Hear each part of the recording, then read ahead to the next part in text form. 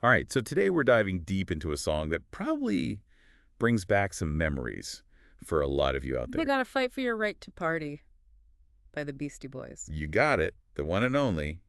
I bet you've got some stories tied to this one, huh? Oh, definitely. It's one of those songs that just transports you back to a specific time and place. Absolutely, and we're going to explore all of that, but we're also going to dig a little deeper. Yeah. Because this song, it's more than just a party anthem, right? Right. There's a lot going on beneath the surface. On one level, it's this rebellious teenager butting heads with his Yeah, parents. classic teenage angst, right? Exactly. But the Beastie Boys, they were clever about it. They used humor and satire to get at some bigger ideas. Like what kind of ideas? Well, like generational conflicts, the whole idea of freedom of expression and, even challenging authority. Yeah, I mean, when you really listen to the lyrics, it's all right there.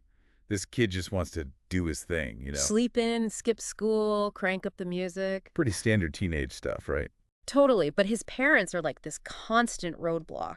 Okay, so let's break down some of those conflicts. Mm. What are some of the things that are causing all this tension between the kid and his parents? Well, there's the whole thing about going out. The parents are all like, you're grounded, but the kid's determined to party.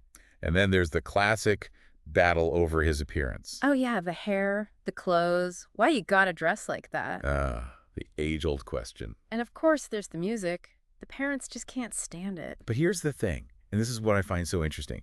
The Beastie Boys, they use all this exaggeration and irony to make their point. Oh, absolutely. Like when the dad catches the kid smoking and yells, "No way!" But you just know he's probably sneaking a cigarette himself later. It's that hypocrisy that makes it so brilliant. Yeah. You laugh, but it also makes you think. Totally. It exposes those double standards that adults sometimes impose. Yeah. And it's no wonder this song connected with so many teenagers. They felt seen, heard. Exactly, like someone finally gets it. So this song, it wasn't just a hit, it became like this anthem. Oh, yeah, huge cultural phenomenon. And that line, you gotta fight for your right to party, it just took off. Why do you think that resonated so strongly with people, especially teenagers? I think it taps into this universal desire for autonomy, especially for teenagers. It's that time when they're trying to figure out who they are, what they believe in. Yeah, they're developing their own sense of self. And they want to make their own choices, even if it's just about something as simple as what music they listen to or if they can stay out late.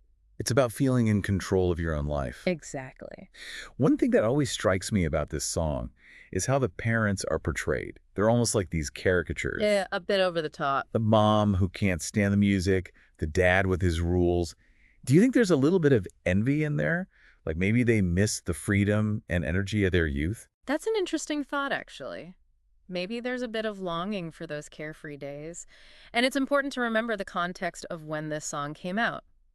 The 1980s, there were so many cultural shifts happening. Big time. Traditional values were being challenged, and there was definitely this growing tension between the older generation and the younger generation. And fight for your right to party, it kind of captured that perfectly. Yeah, it really did.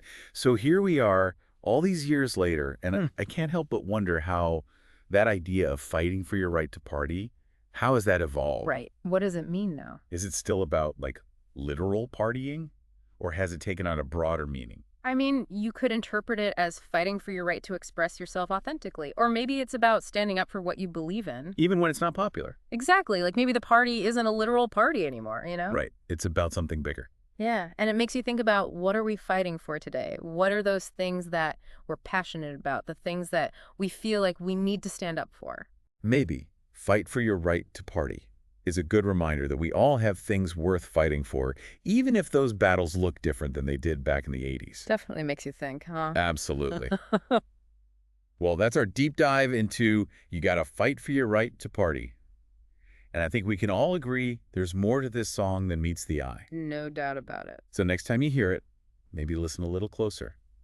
You might be surprised at what you discover. You might just find yourself fighting for your right to something you didn't even realize you cared about. And on that note, thanks for joining us for another deep dive. We'll catch you next time.